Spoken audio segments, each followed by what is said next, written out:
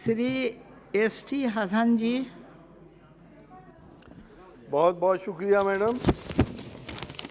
आज हम बहुत ही इम्पोर्टेंट डिस्कशन कर रहे हैं जिससे तमाम दुनिया परेशान है, त्रासदी है। और ये जंग जो हमने लड़ी है अभी इसका अंत नहीं हुआ है, दोबारा ये जंग शुरू होने वाली है, हमें ऐसा महसूस हो रहा है। और जब देश जंग करता है तो हम सब लोग मिलकर उससे मुकाबला करते हैं, इसमें कोई सियासत या राजनीति नहीं होनी चाहिए। मैडम, जितना पिछली लहर के अंदर एक अंदाजे के मुताबिक हम तो ये बता रहे हैं कि 4.25 लाख लोग मरे, लेकिन अमेरिकन एक रिपोर्ट है जिसने कहा है कि हिंदुस्तान के अंदर तकरीबन 50 लाख लोगों की मौतें हुई। कोई गांव ऐसा नहीं था उस पीरियड में जहां से 2-2, 3-3 लाशें नहीं जा रही थीं। वो अननोटिस डेथ का हमें कोई पता नहीं है, इसका भी रिकॉर्ड हमारे पास होना चाहिए। मैं ख़ास तौर से अपने वैज्ञानिकों को बधाई देना चाहता हूं अपनी तरफ से, अपनी पार्टी की तरफ से, कि उन्होंने एक कीर्तिमान स्थापित करा। दुनिया जिस वक्त इस मर्ज से जूझ रही थी, वैक्सीन को ढूंढ रही थी, हमारे साइंटिस्ट ने वैक्सीन बनाई और हमें वैक्सीन देकर हमारी बहुत सी बड़ी आबादी को उसने सेफ किया। जहाँ तक मदद का सवाल है, हम सब लोगों ने मिलकर मदद करी, सरकार के साथ करी। सारे एमपीज़ ने, मैं समझता हूँ हाउस में कोई एमपी ऐसा नहीं है जिसने एमपी लेट से वेंटिलेटर के लिए, मास्क के लिए, सैनिटाइज़र के लिए पैसा ना दिया हो। उसके अलावा गरीब लोगों को हम लोगों ने खाने पीने की चीज़ें मुहैया कराईं और तकरीबन हज़ारों लोगों को हम लोगों ने दवाएं दी। क्योंकि मैडम, इस मर्ज के अंदर सबसे बड़ी कमी ये थी कि लोग नज़ला ज़ुकाम समझते थे और जब सांस फूलने लगता है तो जाते थे अस्पताल, देर हो जाती थी। अगर वो दवाएं प्रोड्रोमल सिम्टम पे ही दे दी जाती तो मर्ज आगे नहीं बढ़ता। वो दवाएं हम लोगों ने अपने क्षेत्र में बहुत ज़्यादा तादाद में बांटी। हमारे साथ हम एडमिनिस्ट्रेशन ने पूरा साथ दिया, लेकिन मुझे अफसोस है इस बात का, मुझे कहते हुए इसमें शर्म भी महसूस होती है कि 21वीं सदी के भारत में ऑक्सीजन की कमी से लोग तड़प तड़प के मर गए। ऑक्सीजन की कमी इतनी ज़्यादा थी कि दिल्ली के अस्पतालों में सिलेंडर की मारामारी हो रही थी। कोई सिलेंडर लेके आता था, दूसरा छीनता था कि तुम्हारे मरीज को इतनी ज़रूरत नहीं, हमें ज़्यादा ज़रूरत है। बेड्स नहीं थे, रेमडेसिविर नहीं मिल रहा था, आईसीयू बेड्स नहीं थे। हमें आगे के लिए इस बात का ख्याल रखना पड़ेगा, क्योंकि हमने ये भी देखा कि एम्बुलेंस में बेड जब नहीं मिला तो एम्बुलेंस में लोगों ने अपनी जानें गंवा दी। एम्बुलेंस अस्पतालों के बाहर खड़ी रहीं और लोगों की मौतें हो गई। हमें इससे सबक लेना पड़ेगा।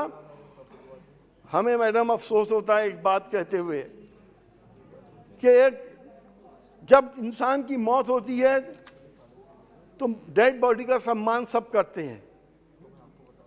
बदकिस्मती से हमारे यहाँ ऐसी मौतें हुई।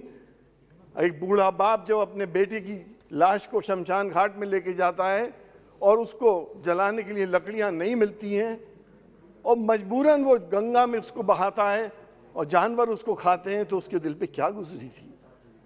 हमें इस बात का एहसास होना चाहिए था। शमशान घाटों में लकड़ियाँ क्यों नहीं थीं?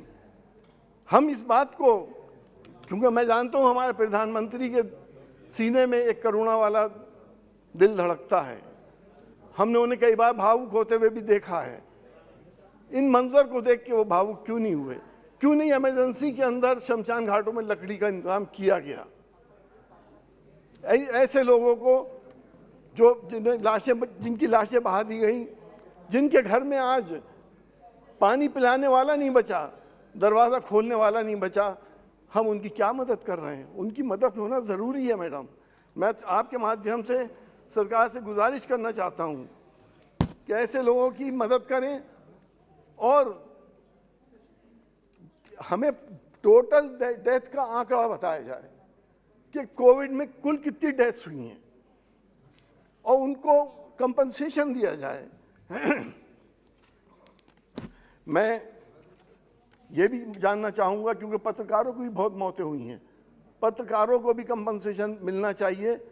मैडम, मैं आपको बताना चाहता हूँ, क्योंकि अब ओमिक्रॉन आ रहा है, हमारी सेफ्टी डिवाइसेस इतनी अच्छी नहीं है।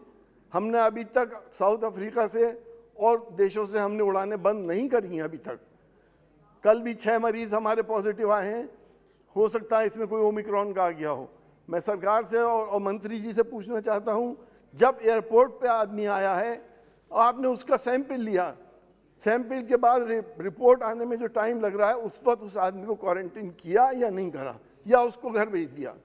अगर वो घर चला गया तो फैला ही देगा, एकदम फैलेगा ये। हमें उसके लिए बहुत कॉशियस होने की ज़रूरत है। मैडम, अब साइंटिस्ट का ये ख्याल है, मेडिकल जर्नल्स में ये बात छपी है कि ये वायरस एयरबॉर्न है और इसकी लाइफ 4 घंटे की है जो हवा में रह सकता है। लैंसेट में छपा है। मैं हाउस से भी कहना चाहता हूँ, हम मास्क लगा लेते हैं, अच्छी बात है, सोशल डिस्टेंसिंग करें, बहुत अच्छी बात है, लेकिन मास्क की साइडों से भी तो हवा आती है, नाक की साइड से भी हवा जाती है। जब ये 4 घंटे एयर में है और एयर अगर 10 किलोमीटर की रफ्तार से बह रही है तो ये 40 किलोमीटर तक जा सकता है। सिर्फ और सिर्फ इसका वाहिद इलाज जो है वो वैक्सीनेशन है। मैं बधाई देना चाहता हूँ, सरकार को भी बधाई देना चाहता हूँ कि वैक्सीनेशन का प्रोग्राम बहुत सक्सेसफुल चलाया गया। 1 करोड़ से ज़्यादा लोगों को वैक्सीनेशन हो गया। हम वैक्सीनेशन पे और ज़्यादा ध्यान दें, सेकेंड डोज लगनी चाहिए और जहाँ जहाँ ज़रूरत है वहाँ बूस्टर डोज लगे, तभी हम इस समस्या का निदान कर सकते हैं। और गरीबों की खास तौर से मदद करने का मैं आपके माध्यम से सरकार से रिक्वेस्ट करता हूँ। बहुत बहुत शुक्रिया। धन्यवाद।